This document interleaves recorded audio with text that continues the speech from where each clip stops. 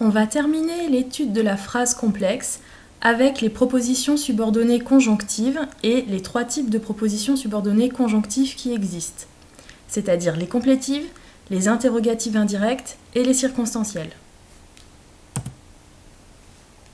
On va commencer par rappeler ce qu'est une proposition subordonnée conjonctive. Les propositions subordonnées conjonctives sont introduites par une conjonction de subordination qui lui donne son nom. Elle complète soit un verbe, soit toute la proposition principale.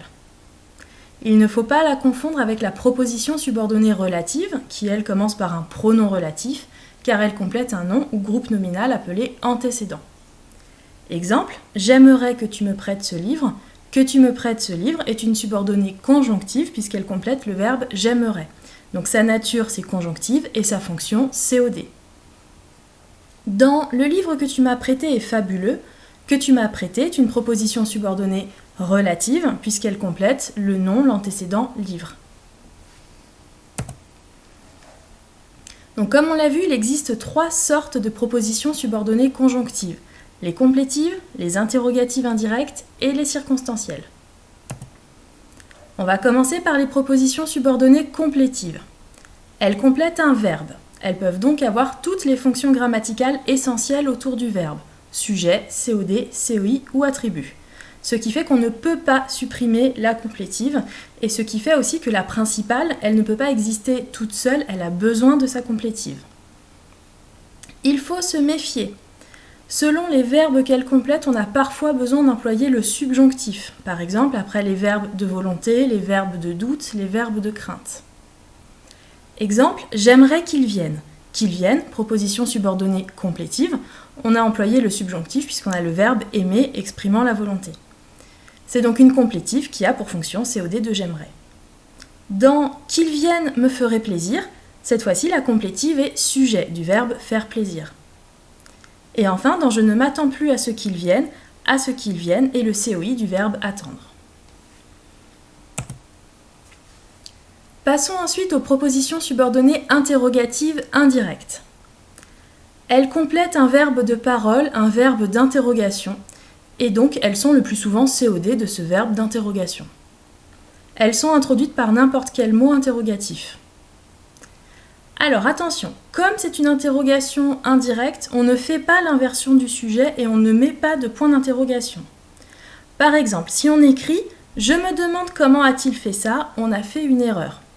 Il faut écrire « Je me demande », donc proposition principale, ensuite le mot interrogatif « comment » et ensuite l'ordre traditionnel sujet, verbe, complément. Je me demande comment il a fait ça.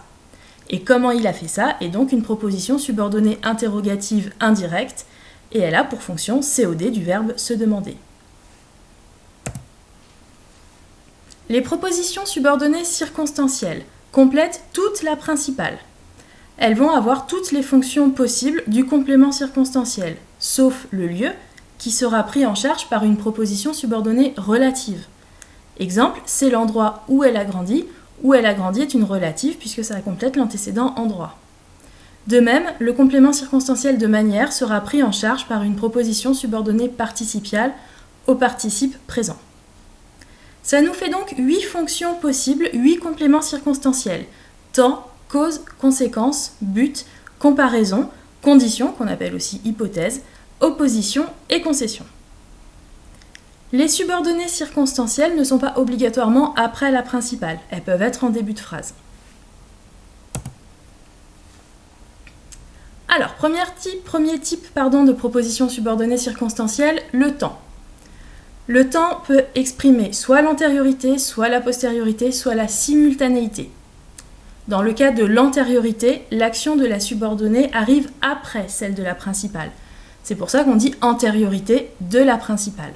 Exemple, je confondais les subordonnées, ça c'est ma proposition principale, l'action arrive avant, jusqu'à ce que je découvre cette leçon. Donc ça c'est la subordonnée circonstancielle de temps qui exprime l'antériorité. Elle va démarrer par des conjonctions du type avant que, en attendant que, jusqu'à ce que. Pour la postériorité, l'action de la subordonnée arrive avant celle de la principale. On parle donc de postériorité de la principale. Et elle est introduite par des conjonctions comme après que, dès que. Exemple, dès que j'ai découvert cette leçon, Proposition subordonnée, je n'ai plus confondu les subordonnés. Et ça, c'est ma proposition principale. Et enfin, la simultanéité, c'est-à-dire que les deux actions de la subordonnée et de la principale arrivent en même temps. On réussit mieux quand on comprend la leçon. La proposition subordonnée circonstancielle de cause exprime l'origine, la raison de l'événement qu'on trouve dans la principale. Elle est introduite par des conjonctions comme parce que, puisque, vu que, étant donné que, comme.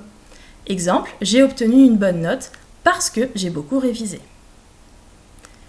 La proposition subordonnée circonstancielle de conséquence exprime le résultat de l'événement de la principale. Elle est introduite par des conjonctions comme de sorte que, si bien que, au point que, etc. Exemple, j'ai beaucoup révisé, si bien que j'ai obtenu une bonne note. Ou alors, j'ai si bien révisé que j'ai obtenu une bonne note. Ensuite, la proposition subordonnée circonstancielle de but exprime l'objectif à atteindre. Elle est introduite par des conjonctions comme afin que, pour que, et attention, elle nécessite l'emploi du subjonctif. Afin que ce soit plus clair, je vais vous faire un schéma. La proposition subordonnée circonstancielle de comparaison exprime le rapprochement de deux éléments. Elle est introduite par les conjonctions comme, ainsi que, tel que, de même que. Exemple, il a agi comme on l'avait prévu. La proposition subordonnée circonstancielle de condition exprime l'hypothèse. Elle est introduite par les conjonctions si, à condition que, à moins que. Exemple, si j'avais su, je ne serais pas venu. Attention, après si, on n'emploie pas le conditionnel. La proposition subordonnée circonstancielle d'opposition exprime la contradiction, l'opposition de deux faits, de deux événements, mais qui ne s'empêchent pas l'un l'autre. Elle est introduite par les conjonctions alors que, tandis que. Exemple, il fait les exercices, tandis que son voisin relit d'abord la leçon. Il est végétarien alors que sa famille mange de la viande. Alors que la proposition subordonnée circonstancielle de concession exprime la concession, c'est-à-dire une contradiction entre les deux faits. Normalement, un des faits devrait empêcher l'autre. C'est pour ça qu'elle est introduite par des conjonctions du type bien que, même si, quand bien même, malgré le fait que. Bien qu'il ait tout compris, il révise encore. Donc normalement, s'il a tout compris, il n'a pas besoin de réviser. De même s'il est végétarien, il cuisine de la viande pour sa famille. Donc la subordonnée, même s'il est végétarien, montre le paradoxe que l'on n'a pas dans la proposition subordonnée circonstancielle d'opposition. Attention, tu as pu constater que certaines conjonctions de subordination peuvent introduire des subordonnées circonstancielles de nature différente. Donc il ne faut pas se fier uniquement au mot subordonnant, mais au sens de la subordonnée. Par exemple, comme le professeur est absent, le contrôle aura lieu plus tard. Comme, on peut être tenté de penser que ça introduit la comparaison. Or là, je vois bien que le sens n'est pas la comparaison. On peut remplacer par « à cause de », parce que le professeur est absent. C'est donc une proposition subordonnée circonstancielle, complément de cause. J'ai fait cet exercice comme le professeur l'a montré en classe. Comme le professeur l'a montré en classe, là c'est bien un complément circonstanciel de comparaison.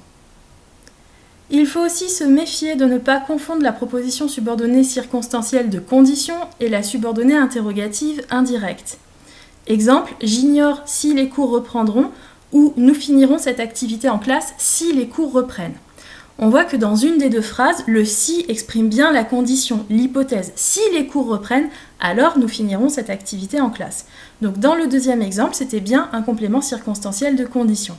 Tandis que dans la première, j'ignore si les cours reprendront, ça complète un verbe de demande, un verbe de parole, donc c'est un COD, c'est une proposition subordonnée interrogative indirecte.